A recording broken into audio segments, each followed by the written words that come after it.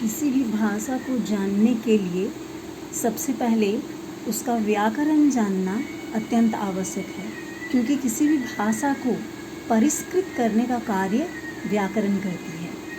तो हम लोग आज व्याकरण के संदर्भ में ही सबसे पहले संधि की जानकारी लेते हैं कि संधि किसे कहते हैं। संस्कृत में संधि को परिभाषित किया गया है परः सन्निकर्षः संहिता, अर्थात संधि।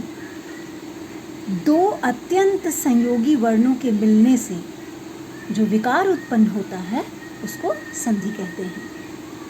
यहाँ पर संधि और संयोग दोनों में अंतर होता है।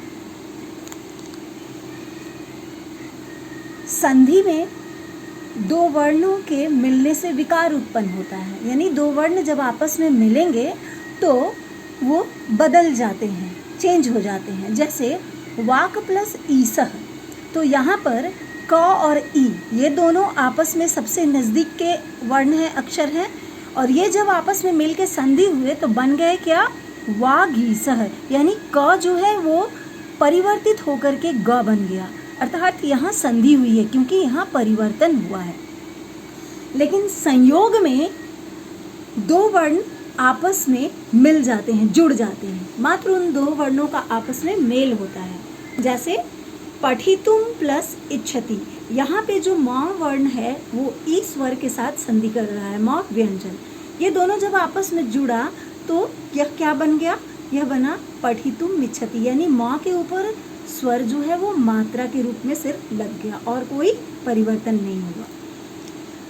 संधि में वर्णों का मेल होने से संपूर्ण परिवर्तन या आंशिक परिवर्तन होता है, लेकिन संयोग में दो वर्णों के मिलने से वो वर्ण जो है स्वर मात्रा के रूप में परिवर्तित हो जाता है और व्यंजन जो है वो ज्यों का त्यों रह जाता है। ये आपने यहाँ देखा पठितुम इच्छति में म जो है वो व्यंजन ज्यों का त्यों रह गया और उसके ऊपर स्वर जो है ई, ह्रस्व ई की मात्रा जो है वो उसमें लग गई है। अब है कि संधि के प्रकार। तो संधि के 3 प्रकार होते हैं, स्वर संधि, व्यंजन संधि और विसर्ग संधि, है ना। अब हम पहले सर्वप्रथम स्वर संधि के भेदों के बारे में जानेंगे। तो स्वर संधि के भेद अर्थात प्रकार, उसमें हम सबसे पहले जानेंगे दीर्घ संधि के बारे में। दीर्घ संधि का सूत्र है अकः सवर्णे दीर्घः, अर्थात अप प्रत्याहार यानी अ से लेकर अह तक के अंतर्गत आने वाले समान वर्ण वो जब आपस में मिलेंगे तो वो दीर्घ हो जाएंगे।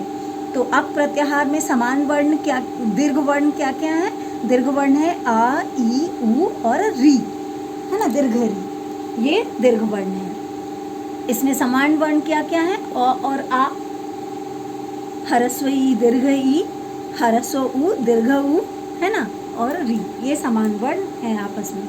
अब हम यहाँ देखते हैं कि अगर हम ह्रस्व अ और अ ये दोनों ह्रस्व हैं, इनके उच्चारण में ह्रस्व हम किसको कहते हैं, जिसके उच्चारण में एक मात्रा का समय लगता है उसको ह्रस्व वर्ण कहते हैं। तो यहाँ अ बोलने में हमको एक मात्रा का समय लगता है, लेकिन आ बोलने में हमको 2 मात्रा का समय लगता है, यानी जिन वर्णों के उच्चारण में हमको 2 मात्रा का समय लगे वो सब के सब दीर्घ कहलाते हैं।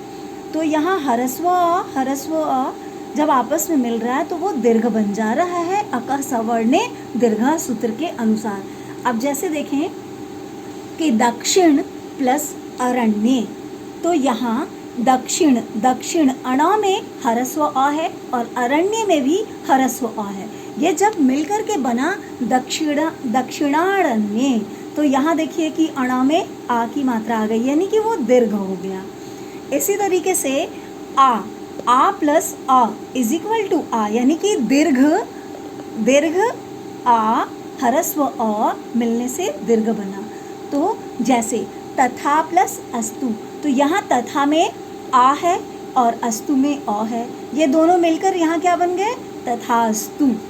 इसी तरीके से हम आगे देखें अ के साथ आ संधि कर रहा है, तो ये मिलकर के यहाँ हम एग्जाम्पल में देखते हैं कि कार्य प्लस आलय, यहाँ देखिए कार्य में अ है और आलय में आ है, तो यहाँ मिलके ये बना क्या, कार्यालय।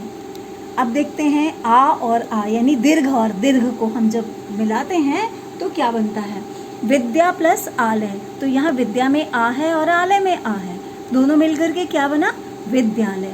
इसी प्रकार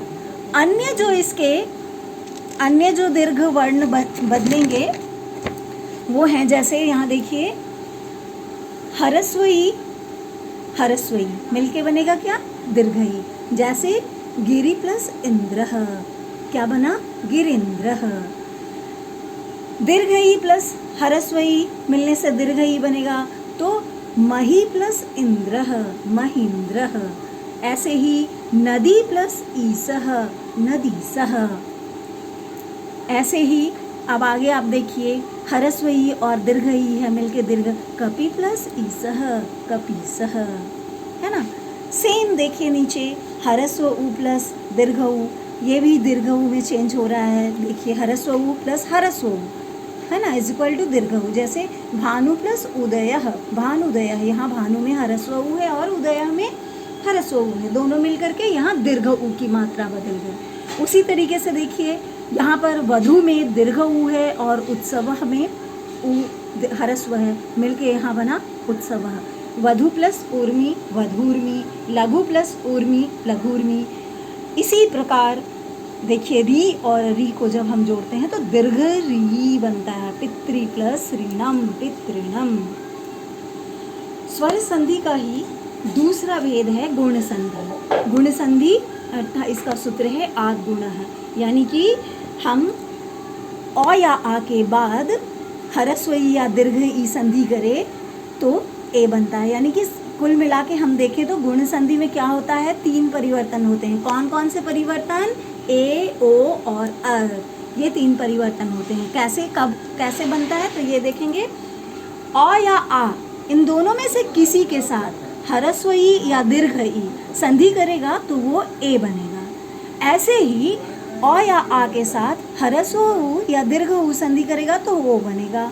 वैसे ही अ या आ के साथ अगर री संधि करेगा तो अर बनेगा। देखिए यहाँ कैसे होता है, तो नर प्लस ईसह, तो यहाँ देखिए अ है और यहाँ ई है, बना नरेसह। नर प्लस इंद्रह, यहाँ पे भी अ और हरस्वई नरेंद्र। महा प्लस ईसह, महेशः। महा प्लस इंद्रः, महेंद्रः। देव प्लस उत्सवः, देवोत्सवः। महा प्लस उत्सवः, महोत्सवः। देव प्लस ऋषि, देवर्षि। महा प्लस ऋषि, महर्षि। तो आज हम लोगों ने क्या सीखा, आज हम लोगों ने सीखा संधि और संयोग में अंतर। संधि का पहला भेद क्या है, स्वर संधि। स्वर संधि के 2 भेदों की जानकारी यानी 2 प्रकारों को आज हमने सीखा है, और अगले प्रकारों की जानकारी हम लोग जो है अगले वीडियो में देखेंगे। धन्यवाद।